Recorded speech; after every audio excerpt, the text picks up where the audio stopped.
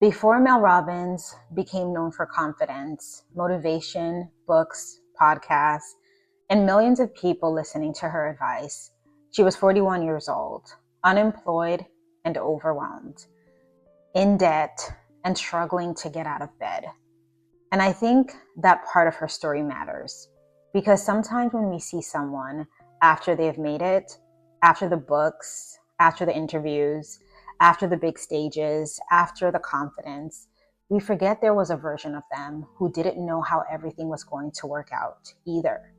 A version who was scared, a version who was stuck, a version who probably didn't feel powerful at all.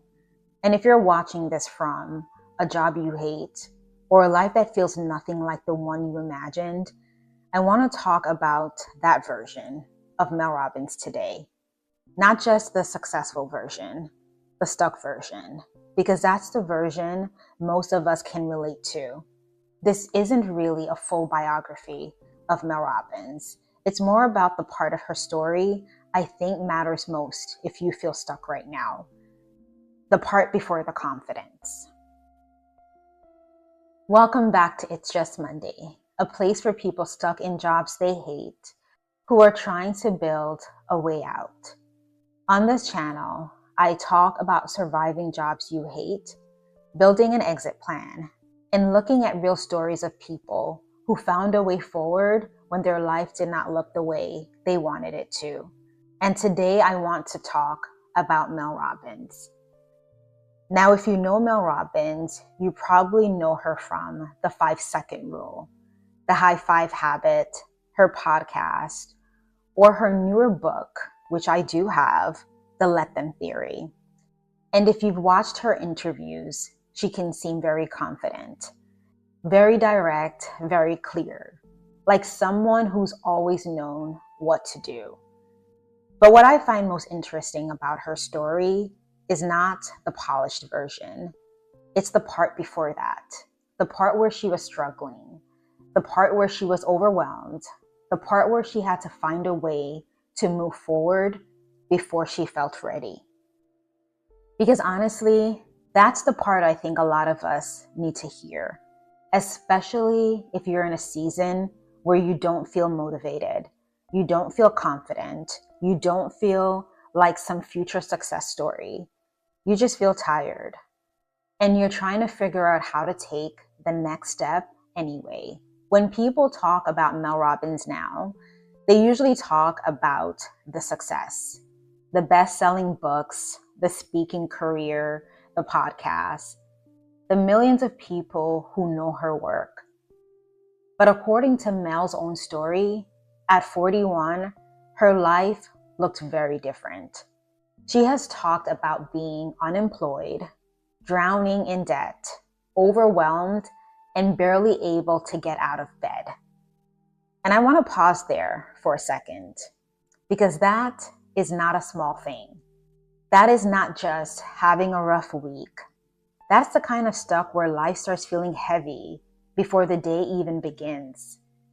And I think a lot of people who hate their jobs or feel trapped in their lives understand that feeling in some way. Maybe your situation does not look exactly like hers. Maybe you're not unemployed. Maybe you're still working every day. You're still showing up. You're still answering emails, taking calls, doing what you have to do. But inside you feel exhausted. You feel behind. You feel like your life is moving, but not in the direction you wanted. And that is why I think her story matters, because the change did not start from a place of confidence. It started from a place of desperation. And sometimes that is what change actually looks like at first. Not glamorous, not inspiring, not aesthetic, just a person who is tired of feeling stuck and trying to find one small way to move. One of the most famous things Mel Robbins is known for is the 5-second rule. And the basic idea is simple. When you feel yourself hesitating, when you know you need to do something. When your brain starts talking you out of it, you count backwards. 5, 4, 3, 2, 1. And then you move. You take action before your mind has time to build a whole case against it. And what I like about that is that it does not depend on feeling motivated. Because if you are stuck in a job you hate, or you're burnt out, or you're trying to build something on the side while exhausted, motivation is unreliable. Trust me, I know. Some days you might feel it. Some days you probably won't. And if your whole plan depends on waking up inspired, that plan may fall apart very quickly. That is why I think this idea connects so much to people who feel trapped. Because sometimes the problem is not that you don't know what to do. You know you should apply for something. You know you should research a side hustle, update your resume, record the video, start the first page. You know you should take one small step, but knowing and doing are not the same thing. And when you're tired, discouraged, and emotionally drained, the gap between knowing and doing can feel huge. That is where something like the 5-second rule becomes interesting. Not because it magically fixes your life, but because it gives you a way to interrupt the spiral. Before your brain says, "You're too tired, this won't work, you're too old, you don't have enough time, you already tried before." Who do you think you are? Sometimes you have to move before the fear finishes its speech. I think one of the reasons Mel Robbins' story resonates with so many people is because she does not just talk about big life changes. She talks about the tiny moment before the change. The moment where you either move or you talk yourself out of moving. And if you hate your job, you probably know that moment very well. It might happen before work, when the alarm goes off and your body already feels heavy. It might happen after work, when you told yourself you are going to spend 1 hour working on your exit plan, but then you sit down and suddenly your phone is in your hands. It might happen on your lunch break, when you think, "I should look into something else." But then another part of you says, "What's the point?" And that is the part people don't always talk about. Escaping a job you hate is not just about having a perfect plan. It's also about fighting the mental resistance that shows up every time you try to change your life. Because the job may be draining you, but the fear, the doubt, and exhaustion can keep you stuck too. And I say that as someone who understands this feeling. Because there are times when I know I want more. I know I don't want to stay where I am forever. I know I want to build something different. But knowing that does not mean I always feel strong enough to act on it. Sometimes I still feel tired. Sometimes I still feel discouraged. Sometimes I still think, what if none of this works? And that is why stories like Mel's matter. Because they remind you that confidence doesn't always come first. Sometimes movement comes first, and confidence catches up later. Another reason I think Mel Robbins fits this channel is because of her newer message around the let them theory. And the basic idea, from what I understand, is learning to stop wasting so much energy trying to control other people. Let them misunderstand you. Let them have their opinion. Let them be who they are. Let them react how they react. And then you decide what you're going to do. And honestly, this connects so much to the kind of emotional exhaustion that can come from work. Because when you're already burnt out, other people's attitudes can feel heavier than they should. A rude customer, a passive-aggressive coworker, a manager who keeps hinting at things you don't want to do, a workplace culture that expects you to care about things you no longer have the emotional energy to care about. And sometimes the hardest part is not even the task itself. It's how much emotional space other people take up inside your mind. What did they mean by that? Why did they say it like that? Are they annoyed with me? And before you know it, you're carrying everyone else's tone, mood, and opinion around like it belongs to you. So when I hear, let them, I don't hear it as, stop caring about everything. I hear it more like, stop letting everything outside of you control everything inside of you. And if you're trying to survive a job you hate while building a way out, that matters because your energy is already limited. You can't spend all of it trying to emotionally manage everyone else. At some point, you have to save some of that energy for yourself, for your plan, for your future, for the version of you that is trying to get out.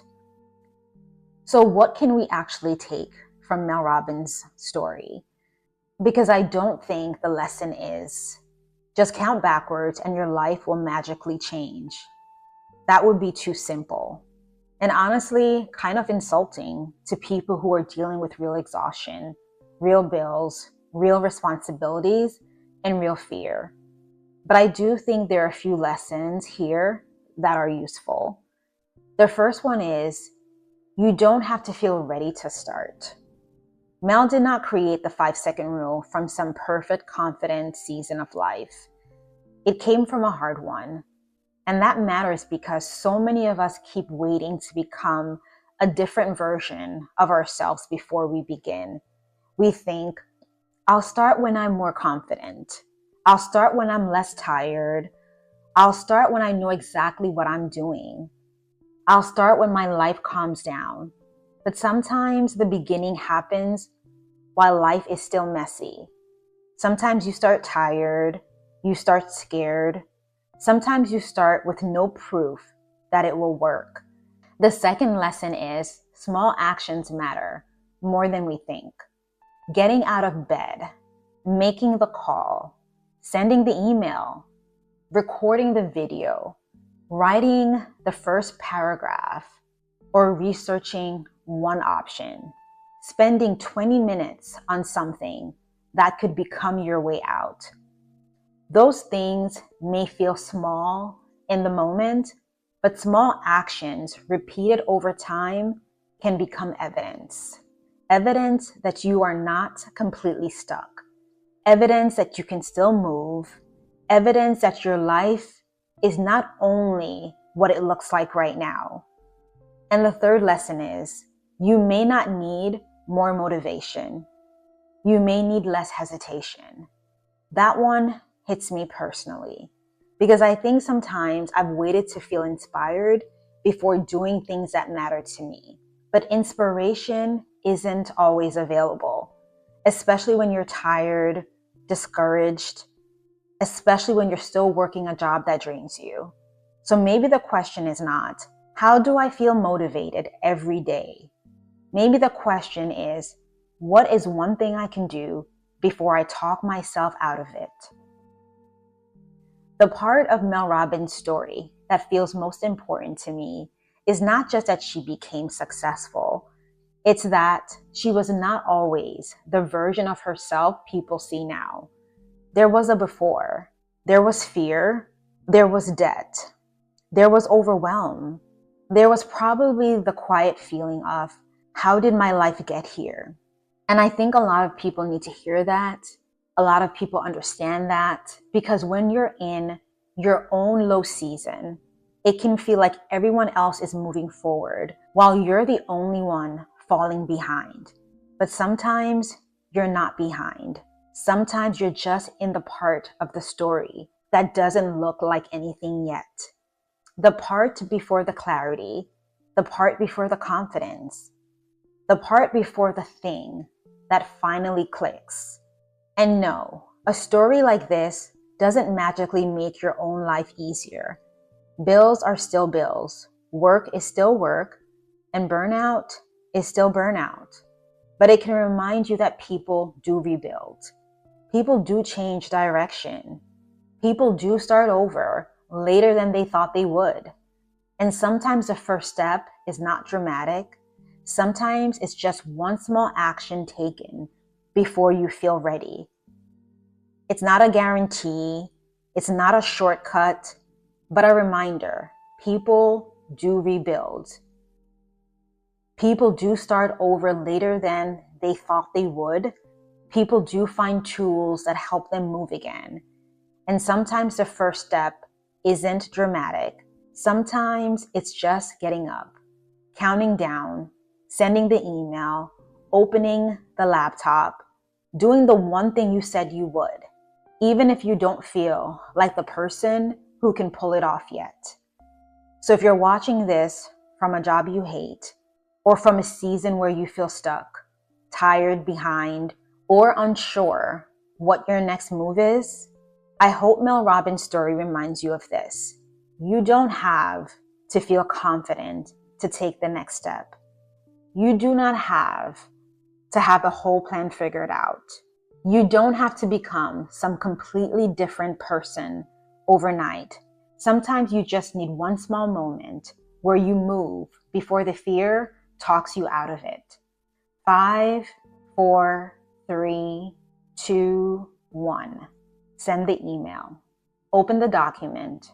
Research the idea. Apply for the role. Record the video. Take the walk.